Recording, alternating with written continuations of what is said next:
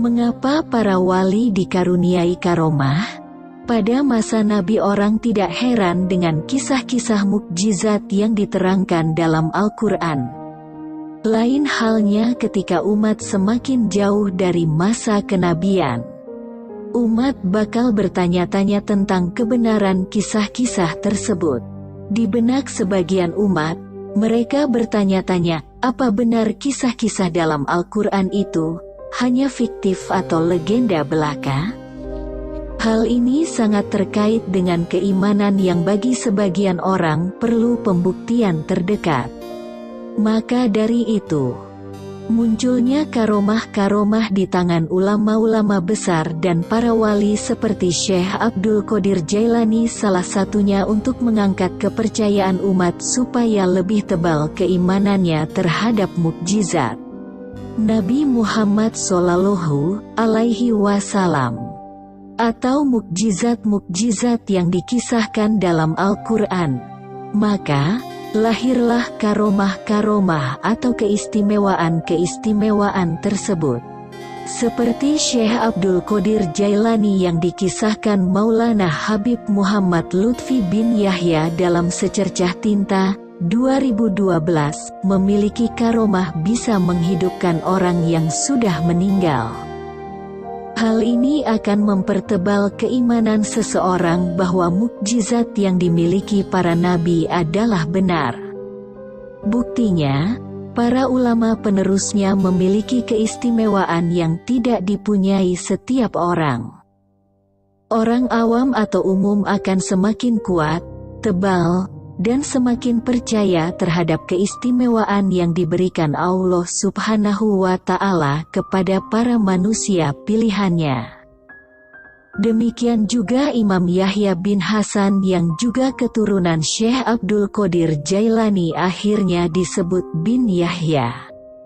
Karomah-karomahnya juga bisa menghidupkan orang mati. Habib Lutfi meriwayatkan, suatu ketika berjalan dengan rombongan dari Tarim, Hadramaut, Yaman. Rombongan tersebut hendak ziarah ke Baitullah Al-Haram Makkah kemudian ziarah ke makam Nabi Muhammad Shallallahu Alaihi Wasallam. Dalam perjalanan ke Madinah setelah dari Makkah, seorang rombongannya ada yang meninggal. Kemudian ada yang melapor kepada Imam Yahya bahwa ada anggota rombongan yang meninggal. Lalu Imam Yahya datang dan memegang telinga orang tersebut dan berkata, "Hai, kamu mau saya ajak ziarah ke Jadana, kakekku, Al-Mustafa Shallallahu Alaihi Wasallam. Nanti setelah berziarah ke Jadana Al-Mustafa Shallallahu Alaihi Wasallam, mau mati, matilah. Ayo biiznillah, hiduplah kembali dengan izin Allah." Akhirnya seorang anggota rombongan yang mati itu hidup kembali.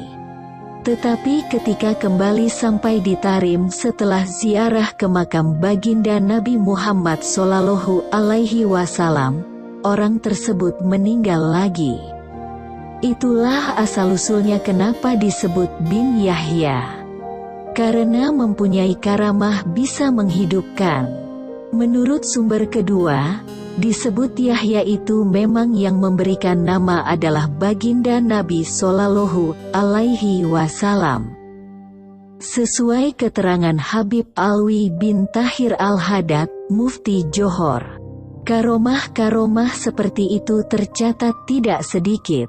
Mukjizatnya Nabi Allah Uzair, hewan yang sudah mati sekian ratus tahun bisa dihidupkan kembali. Umat Sayyidina Muhammad Shallallahu Alaihi Wasallam ada yang seperti itu, bisa menghidupkan hewan yang sudah mati, yaitu Habib Abu Bakar bin Abdullah bin Talib Al-Atas. Kambing kesenangannya mati, akhirnya dihidupkan kembali oleh Habib Abu Bakar. Karomah yang dimiliki oleh wali itu tidak hanya nampak ketika hidup saja, tetapi setelah wafat, waliullah masih diberi karomah. Dan bagi pengikut Ahlu Sunnah wal Jamaah, Kepercayaan terhadap adanya waliullah dan karomah itu perlu diyakini secara baik. Bahkan 4 imam mazhab sudah bersepakat mengenai karomah yang ada para wali ketika hidup maupun sudah wafat.